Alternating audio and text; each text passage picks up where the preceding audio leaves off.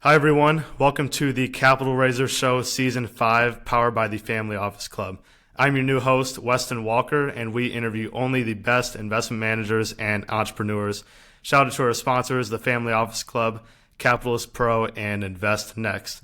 Today we have Sam Morris, founder and CEO of Sunset Capital, 20 years of multifamily real estate experience, and has led the acquisition of over 550 million in multifamily and self-storage transactions. Sam, welcome to the show. Hey, Weston, man, thanks for having me, bud. Great to meet you and hear from you today. Yeah, of course. So let's go into your background. Your past, you've had 20 years experience. Tell us how you got into the multifamily space and why you decided to be in this business.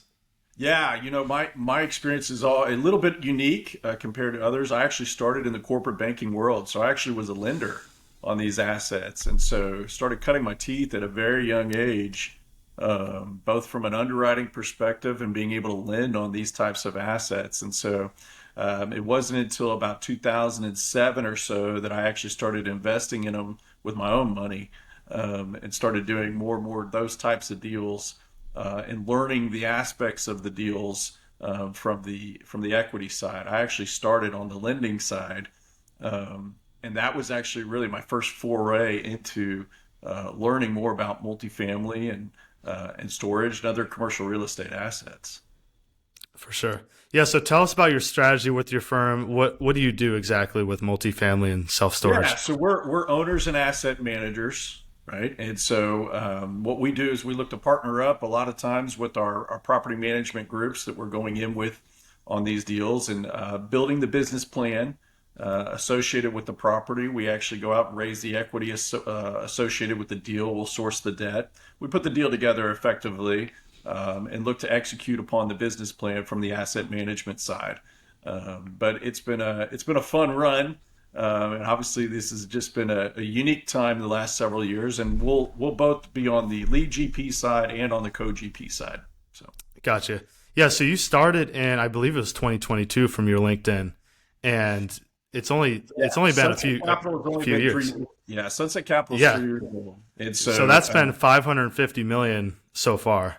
that was over the course of my career so far. And so I was with another group prior to this, and we did about right around 4,000 units here locally here in Houston. And so yeah, with Sunset though, we're actually only 3 years old, but I'm kind of one of the old newer guys, I guess, on that side of the business, right? It's just I broached out about 3 years ago to start our own Sunset Capital, our own group. So. hmm Yeah, and it looks like you've assembled a team as well to go out and buy these multifamily self-storage assets. Tell us about how you built the team. Yeah, a lot of it is because I've been in the industry for as long as we have, right? And so, I would say a lot of the guys have a lot more gray hairs like me. And so it's, we've been around one another, we've worked with one another at other shops, what have you, things of that nature. And so, and also being in the industry, right, and being through trade organizations, things like that, getting to meet all the people that are involved in it, um, both new and old. And so it's been great. It's as much as we go out there and do marketing, shaking hands, things like that. We're meeting people all day, every day. And if they're not a potential investor for us, they could actually be a potential vendor or they could be a potential partner with us. And so just keeping that mindset when you're going out and meeting people has been critically beneficial over the last, I would say, 10 years or so. Sure, yeah, and there's a lot of different parties that are involved in this. So tell us about, how you build those relationships. You built it over 20 years and the different parties that are involved and how you find those people to work with.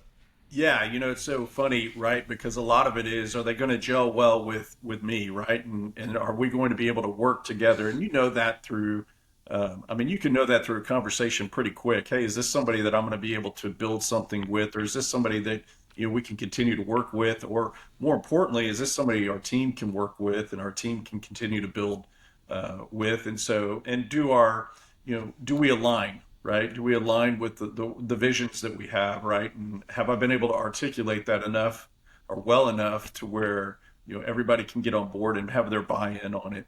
And so, yeah, when you're meeting people, a lot of it is, I would say kind of the soft handoffs too. Hey, I have heavy trust with some individual or person or group, and they go, hey, we've worked with this person or this group, and it's really turned out well, and here are some of the benefits associated with that. So a lot of it is warm introductions, not so much cold introductions, and so still really big on handshake, relationships and getting to meet people and understand who they are, what they do, and why they do things. And so, in particular, when we're co-GPing with the lead GP, so we take it probably a lot further steps than a lot of other guys do. And we want to meet all the players. We want to see their office. We want to meet the mid management. We want to see the other deals they've done. We want to see who's actually going to be running things and what access that we have to those people. So Sure. And is that your main strategy, is to co-GP with other firms? we do both. So we'll be a lead and a co. I would tell you our first strategy is still to be a lead. On all of our storage assets, we're lead. And then on some of the multifamily assets, it really has to do with size and knowledge gap. Meaning, if we're doing something that's maybe outside of an area we don't have just boots on the ground, great knowledge of, we'll probably co-GP on that deal. Or if it's a size that we just don't think we're going to be able to get the equity check for, we'll co-GP into that deal. But if it's in market areas we know that we're familiar with, that we can control, yeah, we're gonna be the lead on those deals. So Gotcha. Yeah, and talk about what you look for in other sponsors that you work with.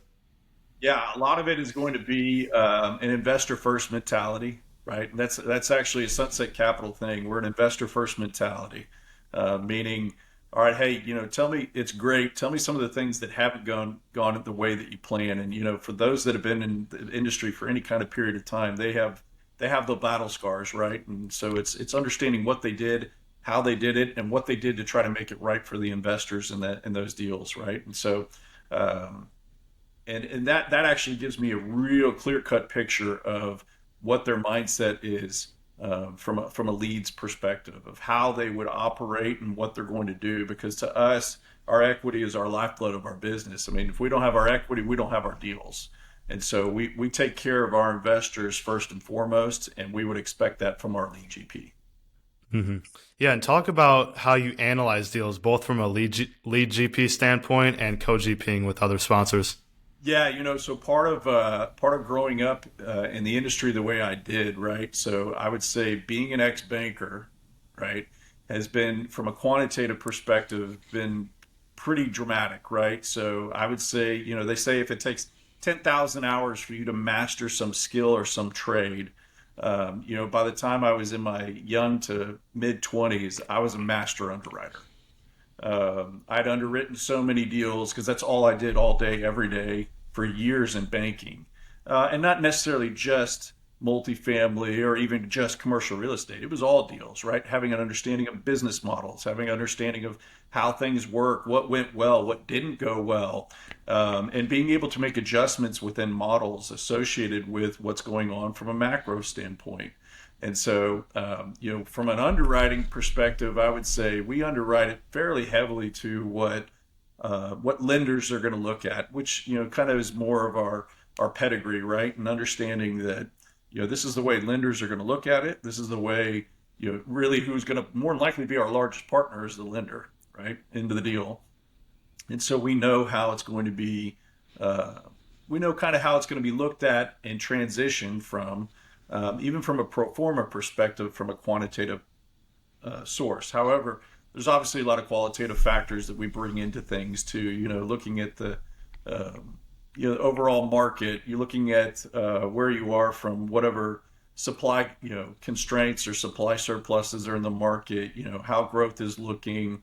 Both from a in-migration or just natural organic, right? Where jobs are. There's a lot of things that we put into it that I would say is fairly complex, but still simple because it's X plus Y equals Z, right? And then from there, we go from there, right? So there's a lot of great sponsors that are out there, but we still will underwrite our own way. So we take all the data, we still actually put it through our own underwriting. On every single deal that we look at. And so I never just take the underwriting from a lead and just run with it. We're going to run it our way. And so Sure, and put it in your own model. And yeah, Correct. so it sounds like you have both the technical background and the ability to build those relationships, build the team, and also raise equity. So talk about your experience raising equity, your top strategies for raising capital for these deals. Yeah, so I've been raising equity for a very long time, long before it was just real estate. I'll put it that way, because we would raise money for the banks I was at, which is a little bit different way of raising. And I would tell you for real estate, I started really raising money back in 2012, kind of early, maybe even 2011. So prior to the Jobs Act being passed. And the reason that that's really, kind of a mark in time for us is because when the Jobs Act was passed, that's when crowdsourcing and crowdfunding became legal effectively, and people were able to do that. And so before that time frame, it really was, you know, kind of old school guerrilla marketing, you know, knowing the people, shaking hands, everything would be pretty much SEC compliant prior to that, the way we were doing it. Um, and now it's changed a little bit. So you have different groups that are out there that they, because they're doing 506c raises, they'll plaster everything out on the internet or social media, and that's how they're going and seeking their capital, which we are retail capital, right? And decidedly retail capital. And so for us, it's still one relationship at a time. It takes time to do that and build upon it, but I'd much rather have that one person who's going to do every deal with us than going and trying to find out the masses and just trying to see who I can get transactional deals with. And so not that we don't have stuff like that, it's just our focus is always going to be on building that relationship with that individual and trying to be their outlet for alternative investing. Hmm. So do you plan on to keep raising from individuals or go institutional in the future? I would say we're going to keep raising from individuals. We've been approached by a lot of institutions and family offices, and some of that experience has been great when we've done stuff like that in the past. It's just retail is a lot easier for us to actually go out and continue to build upon. It's just going to limit the size of the deals that you're going to be able to do and the size of the equity that you're going to be able to put in. And so you just have to have that mindset of understanding what that is. We've been going to, I would say, a little bit more developing our fund to fund relationships. So those fund managers who can come in with, maybe have their own retail capital in different areas of the country, but can, bring larger size checks. They're just looking for different deal dynamics. And that'll be something we probably continue to look through and continue to do through 2025. But we're going to probably continually stay on the retail side right now. Sure. Yeah, and I've seen three other decent sized firms do this: Rise 48, Iridius Capital, and Rob Beardsley's group, Lone Star. And so it seems like it's been a good strategy for them because they still maintain control of the asset. They don't have other partners that might have disagreements on when they should sell or how they should asset manage the property, things like that. Yeah, they So maintain talk about control. yeah. So talk about maintaining those relationships and building those relationships with the fund of funds managers. Like, how do you find those types of people? Yeah, I would say there's lots of organizations out there that clearly help cater to that. They're looking for building within the capital community, which there's a large community in the country doing that. And I would say, there's several groups just off the top of my head that cater to that, right? And so being a part of those groups or being around those people, and then it's more of getting to know them and going, hey, this is what we're looking for. What is it that your investors are looking for? And if that's something that we can marry up together, that's that does well, and that you can get compensated for it, we can do it all in an SEC compliant manner. Hey, man, I'm all for it, and let's continue to build the relationship. So. Mhm. Yeah, and how do you differentiate yourself as a firm? Because there's lots of other sponsors out there, and like, what are the like the compensation for the fund manager? How does that look, and how do the investor projections look if an LP invests into the fund of funds? Yeah, so I would say most of the time, from an LP's perspective, because of the different deal dynamics that are given to fund managers, there's actually some benefit of going through a fund to fund versus even going direct to the fund manager, because those deal dynamics are a little bit better for that fund to fund manager because they're bringing a larger portion of the equity. Meaning, hey, I'm going to bring a larger check to you Therefore, to bring this larger check, I want these kind of deal dynamics. And what they pass on to their investors, those LPs that are in that deal, is typically should be a little bit elevated compared to what they could probably get if they just went directly with the sponsor. And I think that's why you have that kind of that middleman, because all they're doing is they're leveraging your relationships to be able to do that, and the investors get paid because of that. But one of the biggest things I would say, and particularly for the last few years for the guys that have been doing it, the fund-to-fund managers who are doing it, it's really interesting, because this is why you're underwriting the deal yourself is so important. You may have these great deal dynamics to go put in a deal, but it's still it lies heavily on the production of that pro forma being able to hit the numbers that you originally did. And so, your ability to get paid as a fund-to-fund guy really still relies on the performance of the property being able to hit those pro forma numbers that were originally projected. And so one of the things I caution a lot of fund-to-fund people with is going, hey, look, this is great. You can sit there and go, oh man, my splits are so wonderful and I'm going to make X. Well, the property still has to be able to perform. It still comes down to the investment itself. And so even though you got yourself great deal dynamics or things of that nature, you may or may not be able to earn what you're thinking you were going to be able to earn, because the pro forma still has to hit. And so what I caution a lot of fund-to-fund people who are great, for the most part of just raising money, is to, take a moment and really understand who you're raising for, number one, and make sure that the numbers jive with what is market, and what should be, what would be considered a good deal today. Because that does come into play, right? I mean, for these guys that think that they can make big money just raising capital, they're going to make it all on the back end X amount of years from now, because this thing's going to grow, and double in value in the next 5 years.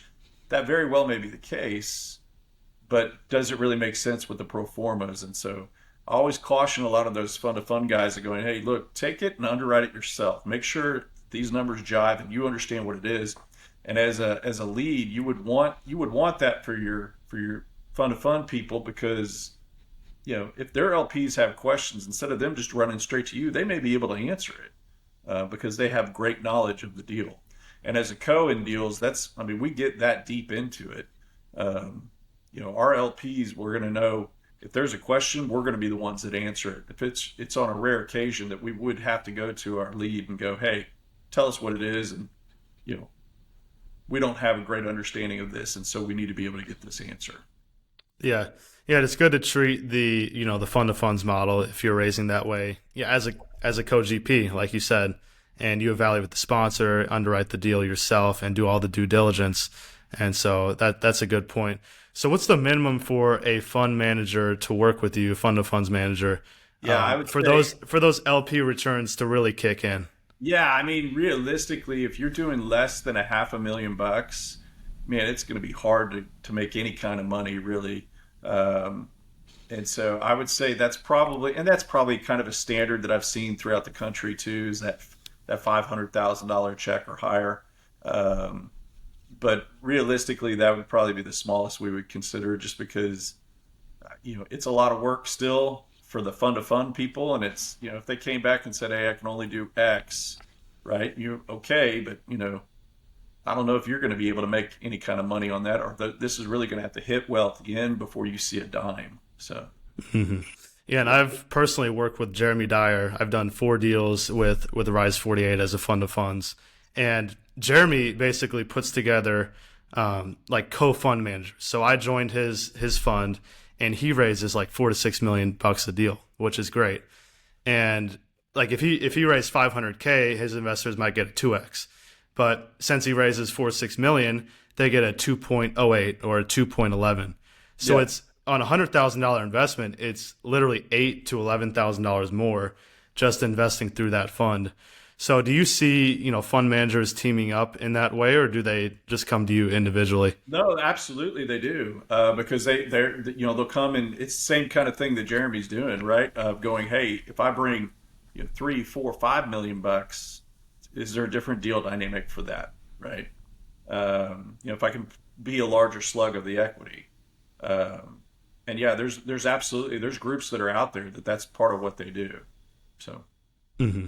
Yeah, and and I talk know the about the right market. guys well.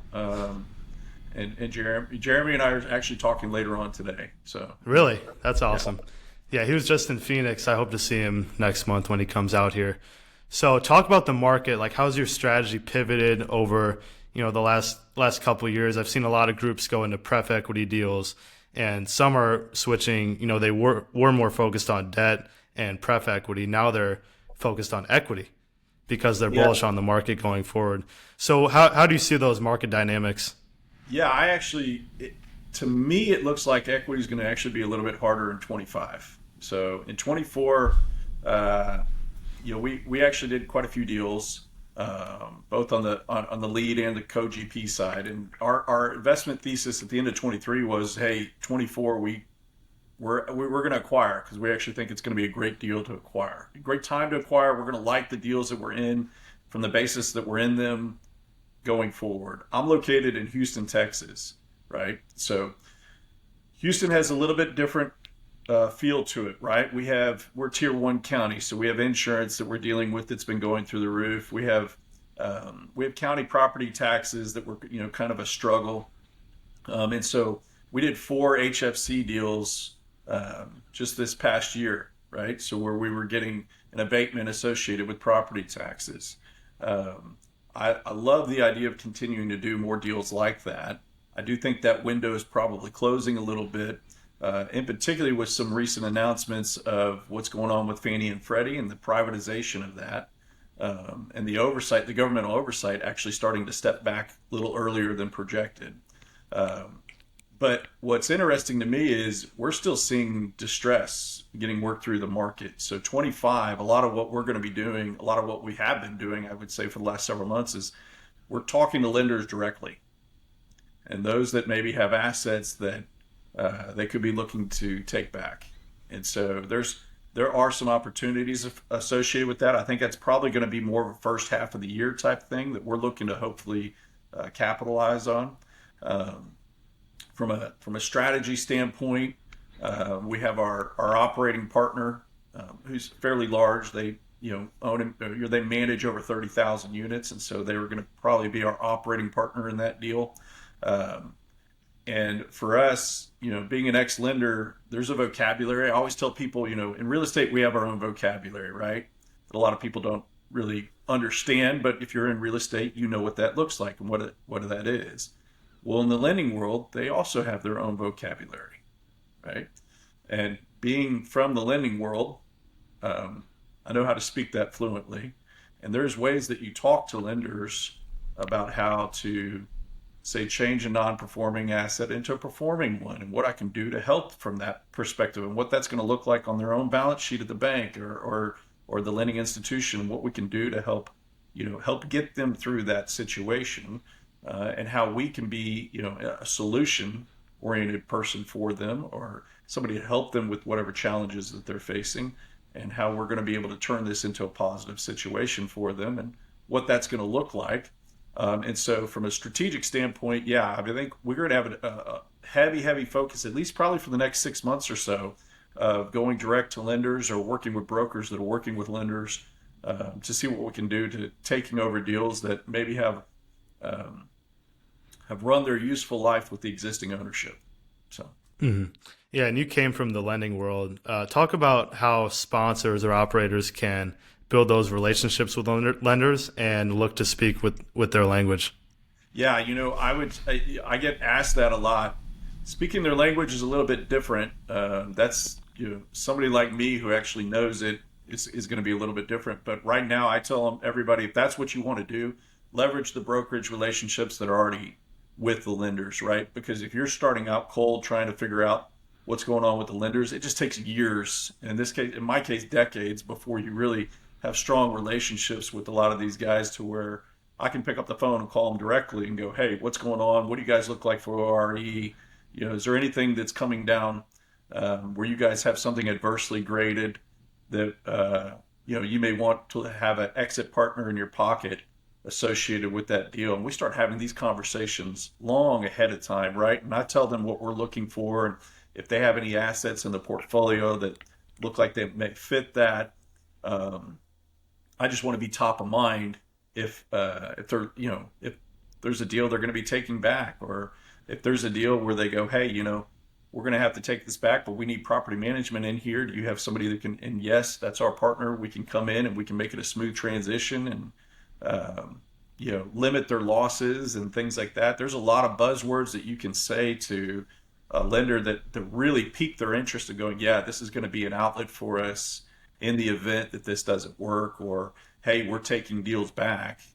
Um, and so what I would say is those that are coming in leverage the relationships that others already have with it, and particularly brokers that have those relationships. But I mean, we look every month at all the foreclosures for all the major counties in Texas. I mean, we have a pretty good idea of what's coming down and when it may be coming down. And just because something's posted, it doesn't necessarily mean that's when it's going to happen. But it's immediate, like, hey, let's start contacting all these people, letting them know that we're an option.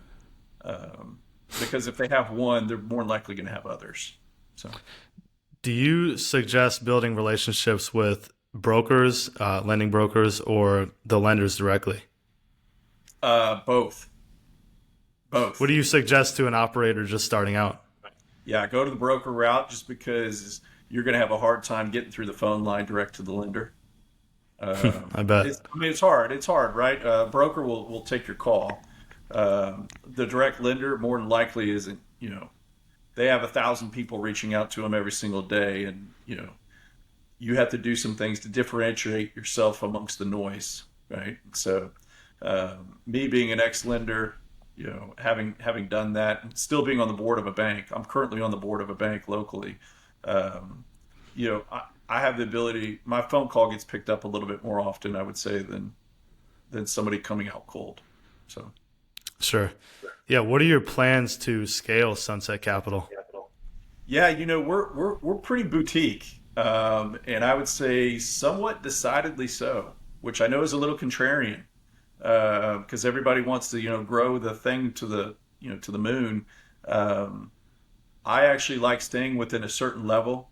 Um, we have our comfort zone, and a part of that is scale, right? Because you can run X amount of units with a certain group of people that you have heavy control, and you really know everything that's going on. And as soon as you go over that, the amount you have to grow is an exponential number. It's not a normal. It wouldn't be, hey, I'm going from X amount of thousand units, and I want to get to 5,000 units. Let's just say that's the number. Well, the staff that you actually have to hire and bring on is not equal to just what you did the first sections, right? You actually have to grow it quite big and get to a scale to make that work. And so we kind of like we have a certain number of where we want to be, and we'll probably stay boutique. And our investors actually really like that because we're able to give them a lot more attention that way. And that's we don't really look at it from a numbers perspective. Like if I woke up tomorrow and we had 0 units, literally for nothing, it means everything's sold pretty well, and we're probably pretty happy with that. So, it's great to say you have this amount of assets under management or this amount of units, but to us, it's still about returns and what we can return back to the investors. So I tell everybody everything's for sale. Like today, everything is for sale. I'm married to my wife, and that's it. And I will make as much money as fast as I can for our investors, and then look to go redeploy, and be patient about where we're going to do that and how we're going to do that. So, Do you think there's an advantage for investing for an LP to invest with a smaller fund manager versus like someone with 30,000 units?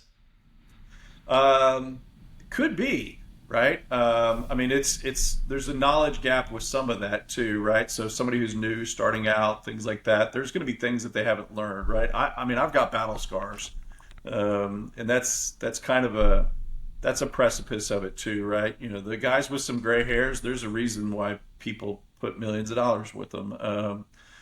But to say somebody has large scale, I mean, I can tell you just from the standpoint of, like, I could flip it to you and say, property management, those that have, huge property management groups, they're not always the best for whatever types of properties you may have, right?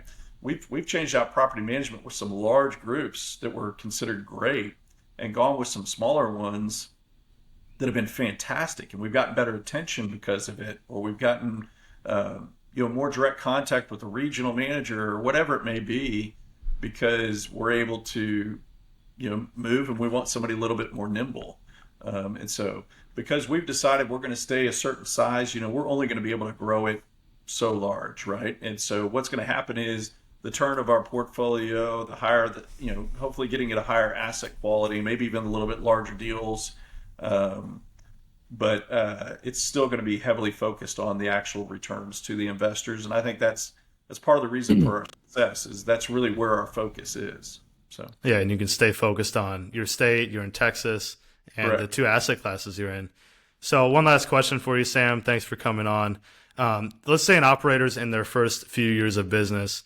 What are the main things that they should prioritize to scale their business? Yeah, I would say don't be afraid to partner and find somebody who's done it, right? Making sure that you can leverage their knowledge, because that's a big deal. And man, it's a grind. So always be have your mind on what it's going to be for the investor, and you're probably going to do fine, right? How does it affect the equity, and how is this going to create a return for the equity?